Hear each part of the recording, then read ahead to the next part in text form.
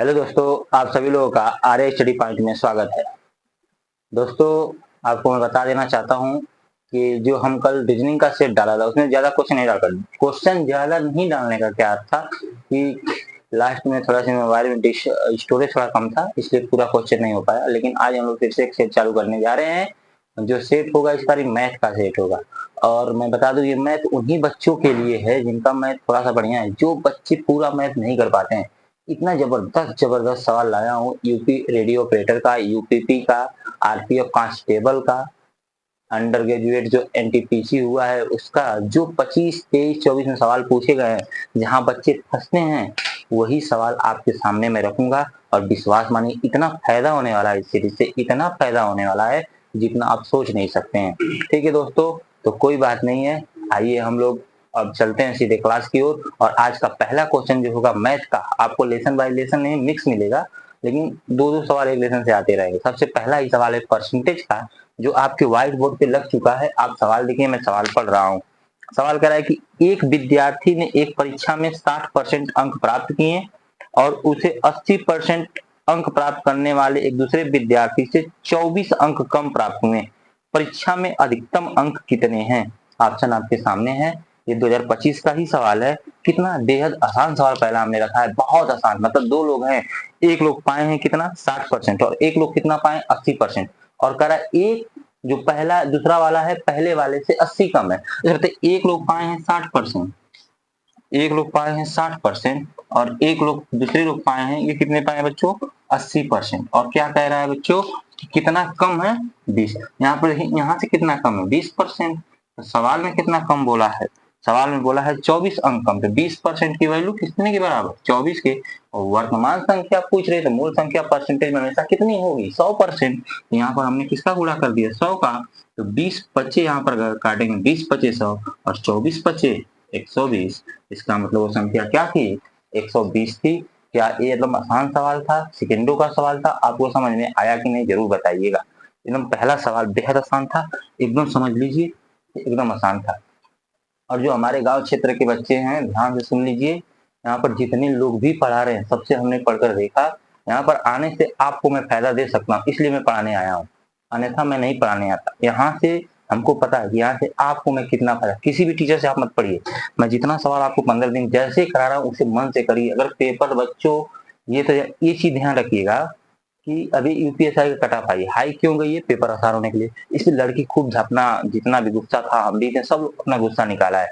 Paper वाला देख रहा है, अगर पेपर कठिन बना दिया तब आपको समझ में आएगा। जो टीचर पढ़ा रहे हैं ना, वो क्या बोला जाता है, रीजनिंग। आपको मैं बता दूं, जो टीचर रीजनिंग पढ़ा रहे हैं, अगर आ गया 24 वाला, 2024 वाला पेपर जिसमें री एग्जाम नहीं हुआ था, रीजनिंग सबकी हालत खराब कर दी थी। और वही टीचर कह रहे थे कि नया सिलेबस आ गया। आज मानसिक अभिरुचि को सब लोग भूल चुके हैं। अगर जिस दिन आया उस दिन समझ में आएगा कि हमने क्या पढ़ाया और लड़के क्या पढ़ रहे हैं। लेकिन हम आपके साथ हैं, टेंशन मत। आइए दूसरे सवाल भी चलते हैं। दूसरा सवाल भी जबरदस्त सवाल है। हम देखिए सभी सवालों को बहुत अच्छे तरीके से हाईलाइट किया हूँ इतने सवालों में से कि आपको कौन सा सवाल देना है। सबसे बड़ी बात तो ये है, ये एकदम जबरदस्त सवाल लगाइए, देखिए कौन पहले लगाता है। आइए दूसरा सवाल आपके सामने, पढ़िए इस सवाल को। आपके बोर्ड पे दूसरा सवाल भी पढ़िए। सवाल क्या है? गिरी अपनी बचत का 22% वृद्धा आश्रम को, बचत का 12% अनाथालय को और बचत का 82% चिकित्सा सहायता के लिए फाउंडेशन को दान करता है। बचत की शेष राशि 8800 को बैंक में जमा करता है। गिरी के वेतन ज्ञात कीजिए यदि वेतन का 80% उसकी बचत राशि है। लगाइए, ऑप्शन भी आपके सामने है। चलिए बताइए, ये कितना जबरदस्त सवाल है। एकदम जबरदस्त, एकदम मैथ का लल्लन टॉप सवाल है, इंपॉर्टेंट, एकदम लल्लन टॉप सवाल है। लगाइए। आइए मैं लगाता हूँ, ध्यान से देखिए। मान लेते हैं इसका अगर एक्स था, मान लेते हैं अगर आई एक्स था, 80-20 कहा गया है, आय का 80% बचाता है। तो पहले बचत निकाल लीजिए ना। 80% हो गया, 80% हो गया इसका। चलिए भाई, 80% हमने बचत निकाल लिया। अब बचत आ गया। अब बचत में से उसने क्या क्या किया है कि 22% वृद्धाश्रम को, बचत का 12% अनाथालय को और 22% चिकित्सा सहायता देता है। तो बताइए इसका बचा कितना होगा? उसने क्या क्या किया? 22% वृद्धाश्रम प्लस 12% अनाथालय और फिर से 22% किस पे दिया, चिकित्सा पे। तो आप पहले देखिए कितना खर्चा कर लिया, 22 22 44 44 12 56। अगर 5600 में से खर्चा कर लिया तो बचा कितना उसके पास, 44%। तो क्या यहाँ पर पूरे का 44% लिख दिया जाए, 44/100, और कह रहा है कि इसके पास बचा कितना पैसा है। सवाल में बोला गया है कि इसके पास बचा है 8800 रुपया। कितना बचा है बच्चों, देखिए वैल्यू बहुत आसान से कट रही है, 100 से 100 कट, सॉरी 100 यहाँ पर रहने दीजिए, 44 से काट लिए, 44 दूना के 88, 200 आ गया। अब यहाँ से आप काटेंगे, एक जीरो से एक जीरो यहाँ पर काट लीजिए, और इसको काट लीजिए 8 से, 8 से काटेंगे, 8 दूना के 16, 8 पच्चीस 40, 25 बार में कट गया। x बराबर नीचे कितना बचा है, 2 जीरो यहाँ से, एक पूरा काटा नहीं है, 2 जीरो यहाँ से और 1 जीरो यहाँ पे, 3 जीरो जला के चिपका देंगे, 25। बोलेंगे कि उसका टोटल जो भी क्या पूछा गया है, उसका गिरी का वेतन ज्ञात कीजिए, तो वेतन पूरा मान लेंगे, वेतन कितना आएगा, 25,000 रुपया। एकदम जबरदस्त सवाल था, आशा करता हूँ आपको समझ में आया होगा। अगर आपको नहीं समझ में आएगा तो आप हमारे मोबाइल नंबर पर मैसेज कीजिएगा या कमेंट बॉक्स में लिख दीजिएगा कि हमको ये सवाल, लेकिन आप इस चीज को मान लीजिए कि हर दिन एक क्लास मुझे देखनी है, एकदम अच्छे अच्छे सवाल छाट कर लाया हूँ, तो आशा करता हूँ आपको समझ में आया होगा। देखिए फिर से समझा देता हूँ, देखो यार यहाँ पर आपको डाउट कहाँ होगा, नीचे वाली लाइन इसकी हिंट पॉइंट है, उसी को ध्यान देना है। भाई हमको आय नहीं पता है तो आय हमने मना लिया, और उसका हमको बचत बताया गया कि इसका 80% जो है इतना है, और 80% हमने यहाँ पर कर लिया और सबको ऐड कर लिया, और देखा कि हमारे पास 56% हो रहा था। अगर 100% में 56% अगर चला गया तो बचेगा कितना, 44% बचाया 8800। कुछ सरकारी सवाल को हमने लगाया, जबरदस्त, कोई दिक्कत। अगले सवाल पे चलते हैं आगे।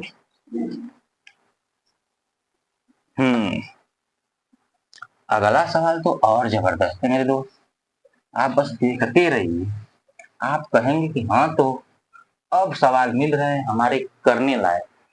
आई बात समझ में, ध्यान दीजिए, सवाल आपकी स्क्रीन पे देखिए, पढ़िए 1 मिनट, मैं भी पढ़ दे रहा हूँ। एक कार्यालय में 30% कर्मचारी महिलाएं हैं, ठीक है भाई। 60% महिलाएं कर्मचारी और 40% पुरुष कर्मचारी विवाहित हैं। कार्यालय में अविवाहित कर्मचारियों का प्रतिशत ज्ञात करें। यूपी एग्जाम का ये भी सवाल है, आइए इसको लगाते हैं। आइए आपको पता है कि टोटल हम मान लेते हैं 100%।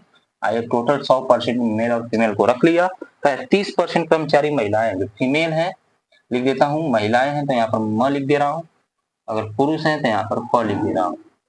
अगर 30% बच्चों, अगर 30% कर्मचारी अगर महिलाएं होंगी तो 70% क्या होंगे बच्चों, पुरुष होंगे, इसमें कोई शक वाली बात नहीं है। कल 60% महिलाएं कर्मचारी और 40% पुरुष विवाहित हैं, मतलब महिलाओं में का 60%, इसका अगर 60% अगर बच्चों निकालोगे तो 2 जीरो क्या हो जाएगा, कट जाएगा। तो 60% देखो, इस 2 जीरो से निकाल लो इसका आराम से कहीं, 30 का अगर तुम 60% निकाल लोगे तो कहोगे 36 18। ये जो 18 लोग हैं ये विवाहित हैं, विवाहित हैं, ठीक है। यहाँ पर मैं गोला बना दे रहा हूँ, ये क्या है, मैरिड है, मैरिड है।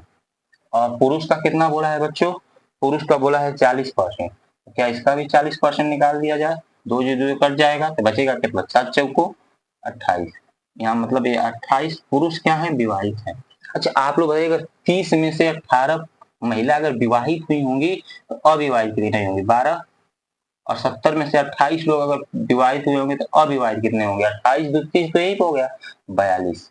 बात से सहमत है, 12 अविवाहित है महिला, 42 भी अविवाहित महिला है।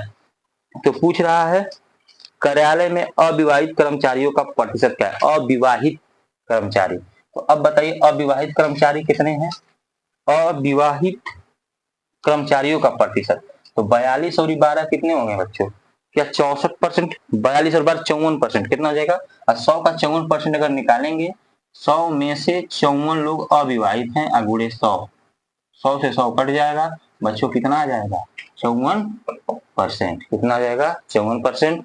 आशा करता हूँ एकदम अच्छे तरीके से समझ में आया होगा और मजा भी आ रहा होगा आपको, ठीक है, कोई बात नहीं है। आइए अगला सवाल एकदम जबरदस्त है, परसेंटेज का ये। आइए आप लोग कहेंगे कितना परसेंटेज, भाई 15 क्लास ले चलना है, आपको बता दे रहा हूँ मैथ में कहीं से दिक्कत नहीं, कैसनो सवाल बना ले, ये मेरी गारंटी है, हम भी पढ़ाता हूँ बहुत ज्यादा दिन से, यहाँ के टीचरों को देख रहा हूँ ऐसे सिखाते हैं, आपको बता दूं, पेज में नहीं देखेंगे, हाँ बच्चे इतना हो गया हो गया, जिसको आता है आए या जिसको ना आए बाढ़ में जाए। तो अब वो आपके पास मैथ रट्टी से जब कहेगा नहीं है, नहीं अगर पहले फाउंडेशन का पढ़ के आए हो, ये यहाँ का आदत है। यहाँ पर बस वही लोग सक्सेस हैं जो पहले से पढ़े लिखे हैं, जो 100% मैं गारंटी के साथ बोल सकता हूँ। चलिए कोई दिक्कत नहीं है, अगला सवाल देख लेते हैं। आज का चौथा सवाल,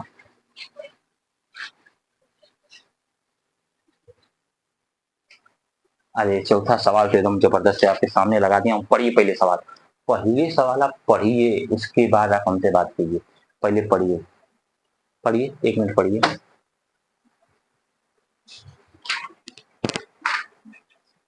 अच्छा, आरसीबी का मैच भी चल रहा है इस समय, आरसीबी का मैच लाइव पे है और स्कोर इसका इसमें देवगढ़ पटिकल जो थे वो आउट हो चुके हैं।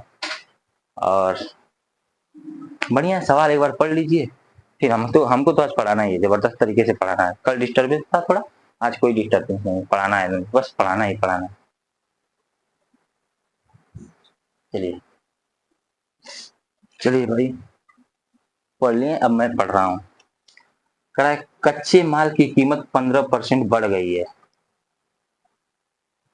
श्रम लागत भी कच्चे माल की लागत से 25% बढ़ के कच्चे माल की लागत का 30% हो गया है। लागत को समान रखने के लिए कच्चे माल के उपयोग में कितने प्रतिशत की कमी की जानी चाहिए, अनुमानित मूल्य लगाइए। जबरदस्त सवाल है, स्टार लगाइए। यूपी रेडियो ऑपरेटर का ही सवाल है 2024 का, लगाइए यूपी। चलिए बच्चों लगाइए लगाइए लगाइए।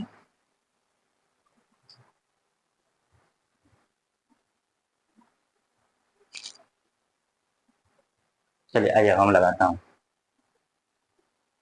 करेक्ट, कच्चे माल की कीमत, कच्चे माल की कीमत 15% बढ़ गई है, मतलब 100 से कितनी हो गई है बच्चों, 115। बढ़िया से देखिएगा। फिर कह रहा है कच्चे माल की लागत के 25% बढ़कर, 25% बढ़ने का मतलब ये कि ये 125 पहले ही 100 मान लिया गया है लागत, 125 और ये जो हो गई है 130 हो गई। ये कहने का मतलब है ये हम लोग की कीमत है, ये कीमत। आइए आपको पता है, इस साइड से इस साइड को काट सकते हैं, काट लीजिए। 5 से काटेंगे 25 पचे 125, 5 से काटेंगे 23 पचे 115। अगर इसको पूरा काट दूं तो कितना हो जाएगा 250। ये गुणा कर दे रहा हूँ, इसका काटूंगा 13 39 को 9 और 80 बचा कितना आपके पास 3, 13 दूना के 26 और 3 29, 299। और सवाल में पूछा क्या गया है, लागत को समान रखने के लिए कच्चे माल के उपयोग में कितने, उपयोग का मतलब क्या है बच्चों, पहले ये समझिए।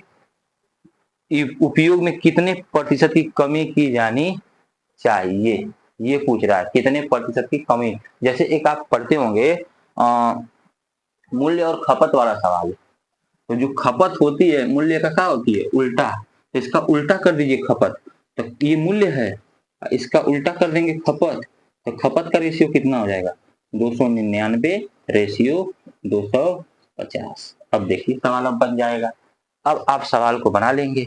अब यही तो पूछा है आपके सवाल में, कितने प्रतिशत की कमी की गई बताइए। 299 में से अगर 250 घटा देंगे तो क्या 49 बचेगा, 49 को आप लगभग मान लीजिए 50, लगभग में क्या मान लीजिए 50 बटा में 299 और गुणे 100। अच्छा 299 को हम 300 भी मान सकते हैं, 300 भी मान सकते हैं।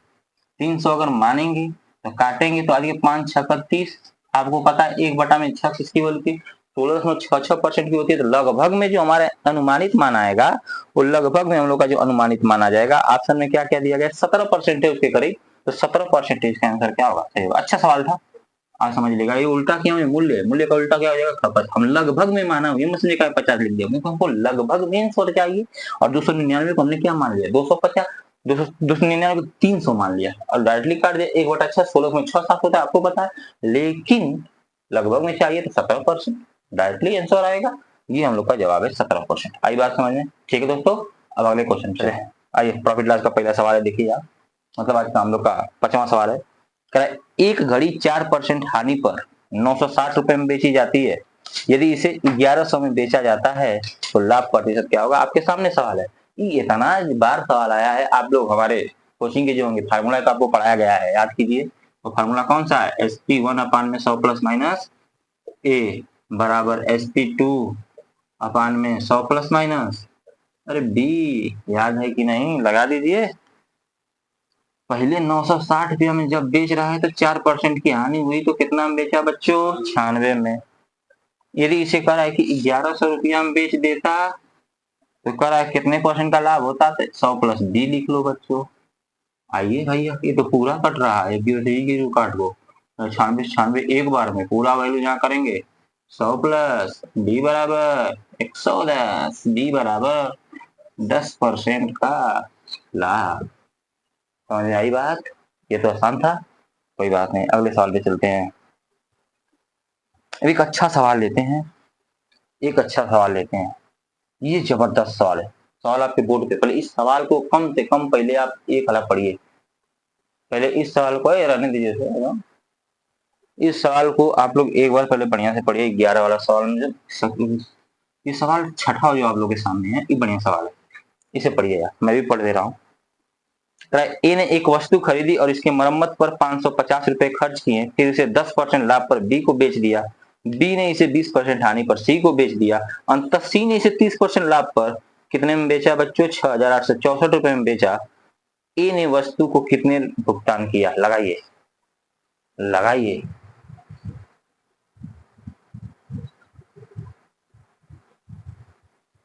बढ़िया सवाल, लगाइए, बढ़िया सवाल है ये, सवाल एकदम जबरदस्त, एकदम जबरदस्त है, एकदम जबरदस्त है। इतना जबरदस्त है कि आप सोच नहीं सकते। टाइम बिना वेस्ट करते हुए लगाते हैं। आ जाइए।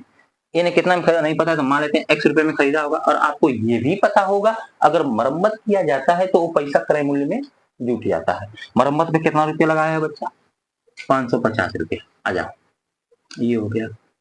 अभी अगले वाले को कितने में बेच दिया, 10% के लाभ पर, मतलब कितने में बेचा बच्चों, 110 बटा में 100। अभी ई का किया, अगले वाले को कितने में बेच दिया, 20% हानि में, मतलब 80 बटा में 100। फिर अगले वाले ने सी को, सी ने इसे कितने में बेच दिया, 30% के लाभ पर, मतलब 130 बटा में 100। अब बराबर लास्ट में इसको मूल्य कितना पड़ा है, 68 64।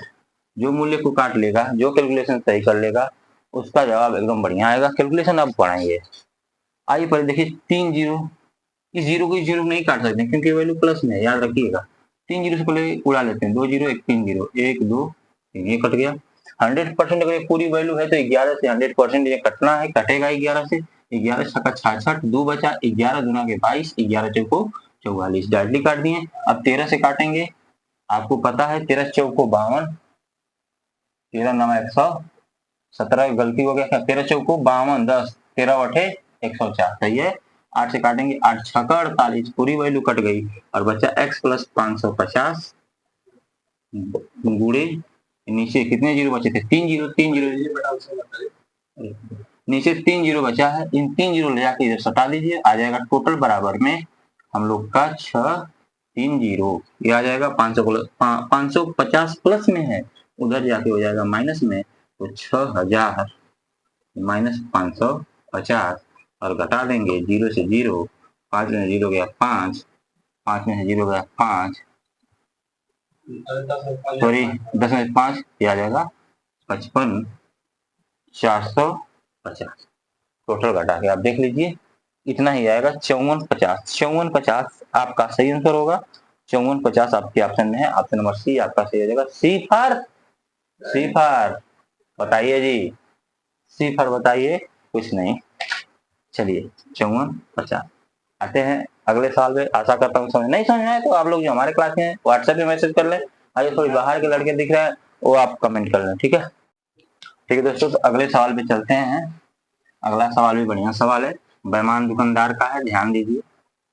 कह रहा है कि एक बेईमान विक्रेता क्रय मूल्य पर 10% हानि पर एक वस्तु बेचता है, लेकिन 50 केजी के स्थान पर 40 केजी का बाट उपयोग करता है, उसका लाभ प्रतिशत बताएं। आसान सवाल है, कोई दिक्कत नहीं, लिखिए। एक विक्रेता क्रय मूल्य पर 10% हानि बेचता है, यहाँ पर लिखिए सीपी और यहाँ पर लिख लीजिए एसपी। क्रय मूल्य और विक्रय, बेईमान दुकानदार में आपको बता दूं कि हमेशा गलत बाट हमेशा सीपी होता है, गलत बाट हमेशा सीपी, हम पहले भी आपको कोचिंग में पढ़ाए, गलत बाट हमेशा सीपी होता है। लेकिन कहा गया है कि 10% हानि पर 100 रुपए के सामान को कितने में बेचा होगा बच्चों? 90 रुपए में बेचा होगा। और करा 50 के स्थान पर 40 केजी, मतलब 40 तो गलत प्रयोग किया है, तो 40 को यहाँ पर रखेंगे और 50 को यहाँ पर। ये बात आप लोग बहुत अच्छे जानते होंगे। 50 गुना के 100 पूरा कट जाएगा, 0 से 0 कट जाएगा और तो नहीं कटेगा। 4 गुना के 8 यहाँ पर बचा, 9 यहाँ पर। 8 रुपए के सामान को 9 रुपए में बेचा गया, 1 रुपया का लाभ हुआ। कितने पे? 8 पे। और 1/8 किसकी वैल्यू होती है? 12.5%। तो जवाब क्या होगा? 12.5% का लाभ। आई बात समझ में? 12.5% लाभ होगा। जबरदस्त। आई बात समझ में? आइए अगले सवाल पे फिर से चलते हैं। अगला सवाल देखते हैं। अगला सवाल क्या है?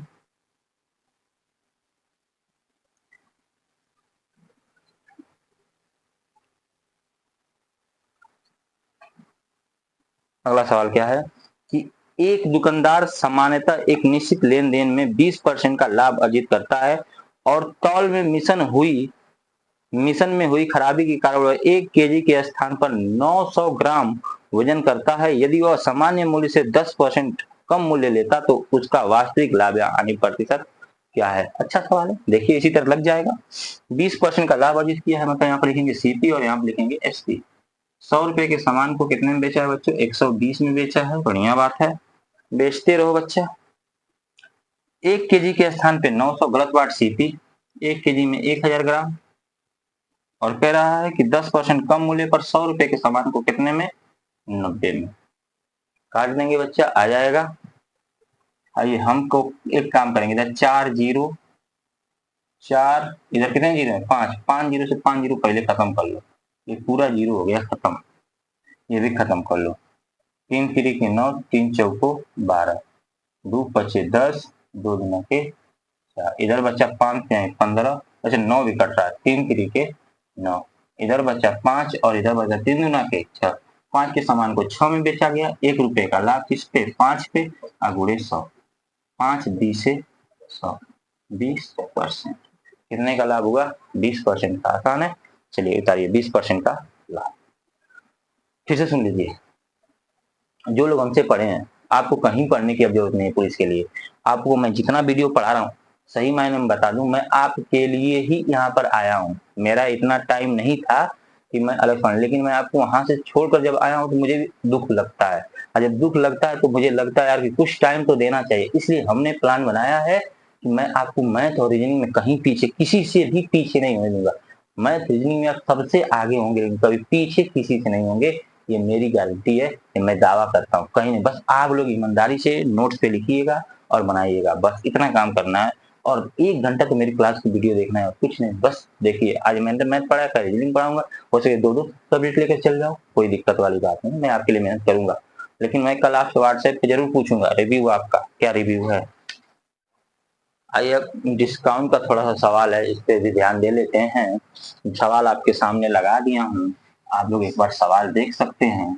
सवाल आपको मिल जाएगा, सवाल पढ़िए। डिस्काउंट का सवाल है, एक बार सवाल पढ़िए। धीरे धीरे हम लोग आगे की ओर बढ़ रहे हैं, इसमें कोई बड़ी बात नहीं है। सवाल है कि एक दुकानदार एक वस्तु का मूल्य x रुपए अंकित करता है और उस पर 15% की छूट प्रदान करता है। वह छूट वाले मूल्य पर 25% वैट लगाने के बाद उसे 408 रुपए में बेचता है। एक्स का मान बताएं। आसान है, अंकित मूल्य x रुपया, तो x रुपया हमने कर लिया भाई। 40% की छूट दिए तो बेचा कितने में होगा बच्चों? 60% में। वैट लगाने का मतलब बच्चों लाभ के प्रति होता है वैट लगाना। 100 में 10 जोड़ दीजिए, 110 बटा में 100। और कितने में बेचा है बच्चों? 255 रुपया में। बस x की वैल्यू चाहिए, काट पीटा कर दीजिए। 2 जीरो 2 जीरो तो पहले खत्म कर लीजिए। अगर वैल्यू काटा जाए तो क्या गलत कटेगी? क्या कहीं से गलती हुआ है क्या? सॉरी बच्चों, 70% वैट लगाया है तो ये 170 होगा। ठीक है, 2 जीरो आपने काट लिया, कोई दिक्कत नहीं। अब काट सकते हैं। 17 से काटा जाए क्या? 17 से काटेंगे, 17 एकम 17, 17 पचे 85, 3 गुना के 6, 3 पचे 15, 2 50 100, x बराबर 55 25, मतलब अंकित मूल्य कितना था बच्चों? 250 रुपया। ऑप्शन नंबर डी आपका सही है। आई बात समझ में? चलिए लगा। आइए एलिगेशन का सवाल, जो इसमें ट्रेंड में चल रहा है उसी सवालों पे मैं चर्चा करूंगा। बहुत बढ़िया है ये सवाल, इसमें ट्रेंड में चल रहा है, हर एग्जाम में ही आ रहा है। आप अच्छे समझ लेंगे आ जाएगा। एलिगेशन का है, बहुत आसान है, रेशियो पूछ रहा है। कह रहा है कि एक व्यापारी एक प्रकार की चाय, देखिए एक लोग हैं केवाड़ी से जाग रहे हैं, यहाँ बैठ के पढ़ नहीं सकते हैं, इस सवाल पेपर में आया हुआ है। वो उनका ना मोबाइल चला रहे हैं। चलिए हमारा एक वीडियो बनाइए अलग से। एक व्यापारी ने एक प्रकार की चाय 12 रुपया प्रति किग्रा, पहले वाले को 12 रुपया केजी के हिसाब से और दूसरे वाले को 28 रुपया। देखिए इस सवाल इतना आसान होता है लेकिन बच्चे भागते हैं एक लाइन से। वो लाइन कौन सी होती है मैं भी बता देता हूँ। अब क्या करें 32 क्या गया कि 32 रुपया प्रति किग्रा दर से बेचा गया यदि लाभ प्रतिशत है। लड़की गलती करते हैं 32 लिख देते हैं। भैया 32 नहीं रख सकते हैं, अगर ये सीपी है तो यहाँ पर भी सीपी होना चाहिए। अब 32 रुपया में बेचा है, 28% का लाभ हुआ है, तो आप बताइए अगर 32 रुपया में बेचा है, 28% का लाभ हुआ है, तो बेचा कितने में होगा? 128 में। अब क्रय मूल्य निकालने के लिए 100 का क्या कर दीजिएगा? पहले गुणा, पहले क्रय मूल्य निकालिएगा यहाँ से। तो 4 से अगर काटेंगे, 4 सत्ते 28, सॉरी 4 अठे 32, 4 त्याई 12, 4 दुना के 8, 8 चौको 32, 4 पचीसे 100। अब आया एक क्रय मूल्य 25। अब इसको रखें यहाँ पर बीच में। अब इसको मैं मिटाने जा रहा हूँ, एक बार समझ लीजिए बढ़िया से।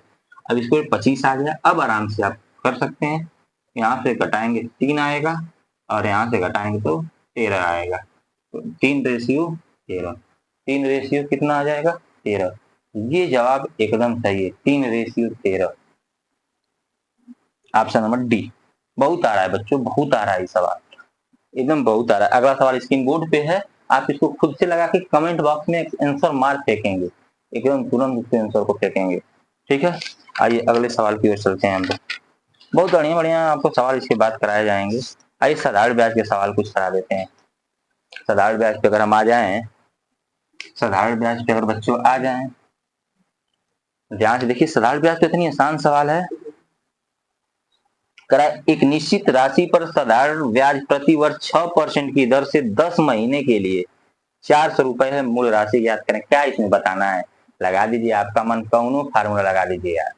SI बराबर PRT, जो लगाना है आपको लगा दीजिए, क्योंकि ब्याज वाज दे दिया, लगा दीजिए। 10 महीना को वर्ष में बदलने के लिए किससे भाग दिया जाएगा? 12 में। तो पहले इसको बदल लेते हैं। 10 महीना में हमने 12 से भाग दिया तो वर्ष में बदला। 2 पचे 10, 2 छक 12, 5 बटा में 100। तो SI बराबर PRT। आपको डायरेक्टली मैंने फार्मूला बताया होगा कि P बराबर SI गुणे 100 बटा में R गुणे T। आइए इसी को लगा देते हैं। SI दे दिया गया है, SI दिया गया है 400 गुणे 100 दर दी गई है आपको कितना बच्चों? दर आपको दी गई है 6 और समय आप हमें वर्ष में बदला तो 5 बटा में। तो देखिए कितना अच्छा डाटा दिया, 6 से 6 कट गया, 5 से काटेंगे, 5 बीसे 100, 4 गुना के 8, आया कितना बच्चों? 8,000 रुपया। तो ये 8,000 रुपया एकदम आसान हो गया। आई बात समझ में? इसका आंसर कितना आएगा मूलधन? 8,000। एक समय ट्रेंड में सवाल चल रहा है, महीना में दे रहा है कि यहाँ से यहाँ तक के महीना का ज्ञात कीजिए। आइए अब उस सवाल पे हम लोग बात कर लेते हैं। मजा आ रहा है भाई पढ़ाने में भी, और आप लोग मन से एकदम पढ़िए। ये बीच में दुनियादारी से मतलब रखना छोड़ दीजिए, लाइब्रेरी ज्वाइन कीजिए, गांव में है पढ़िए। चलिए दोस्तों अगले सवाल पे चलते हैं, साधारण ब्याज के। अच्छा सवाल है, वो अच्छा सवाल ही है, बढ़िया है। कराए साधारण ब्याज पर यह राशि 25 साल में 3 गुना हो जाएगी तो ब्याज दर 3 गुना, ये तो हम बताए हैं यार, 3 गुना की है ना। तो 100 का 3 गुना कितना होता है? 320 का ब्याज ले लो, कितना बचा? 200। समय दिया रहा चाहे रेट, वही से खाली भाग दे दिया करो। समय या रेट जो भी दिया गया हो, जो दिया गया उसका उल्टा पूछा हुआ, समय दिया गया 25, 25 वठे तो रेट आपका कितना जाएगा? 8%। तो आंखों में करने वाला। देखिए आपको मैं बता दे रहा हूँ कि विराट कोहली का शतक होने वाला है। बड़ी खुशी वाली बात है, एकदम खुशी वाली बात है, लेकिन देखते हैं हो पाएगा कि नहीं। लेकिन आप लोग पढ़िए अगला। कह रहा है राम ने साधारण ब्याज पर एक निश्चित धनराशि निवेश की, 3 वर्षों में अपने आप का 5/4 गुना हो जाती है। 3 वर्षों में तो 100 मान लीजिए ना, इसका 5/4 कर लीजिए कोने में कोपचे में ले जाके, कहेंगे 4 25 100 25 पचे 125। बताओ बच्चों कितना ब्याज मिला? 25 रुपया। समय कितना है? 3। 8.33 ये आपका जवाब आएगा।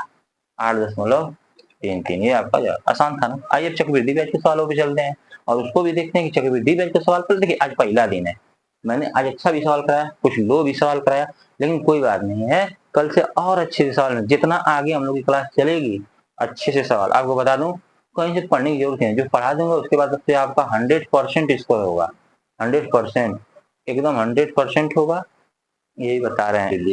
10% के बारे में आप लोग समझ लीजिए। आप लोग सबको पता है कि 10% का 2 साल का चक्रवृद्धि ब्याज 21% होता है, सही है। और 10% का 3 साल का बच्चों चक्रवृद्धि ब्याज कितना होता है बताइए जी? 33.1%। कितना होता है? 1%। तो उसी पे एक सवाल है, पहला वाला ही, कि 1000 रुपए की धनराशि पर 10% वार्षिक चक्रवृद्धि ब्याज पर 3 वर्षों में प्राप्त मिश्र धन क्या होगा? इतना छोटा सा। हाँ, मिश्र धन राशि कितनी दी गई? 1000।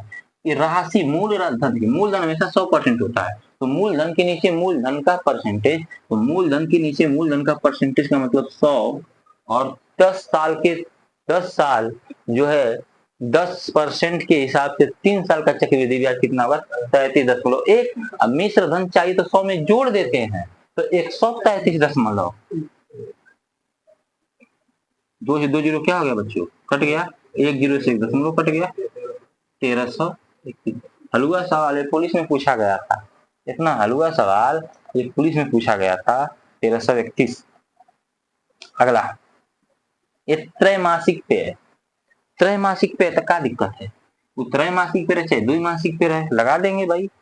कराए 4000 रुपए पर 6 महीने के लिए। कितनी? 6 महीने के लिए। अच्छा, 12% प्रतिवर्ष ब्याज की दर पे हिसाब से त्रैमासिक रूप से। अच्छा बताइए, 3 महीना के हिसाब से 6 महीना कब आएगा? 2 बार। तो टाइम आपका कितना हो जाएगा? 2 साल। तो आराम से आराम अपने 2 महीने मतलब 2 टाइम पीरियड आएगा टोटल आपके पास। और कह रहा है कि आपको मूलधन दे ही दिया गया है। मूलधन कितना हो गया है? दिया गया है 4000।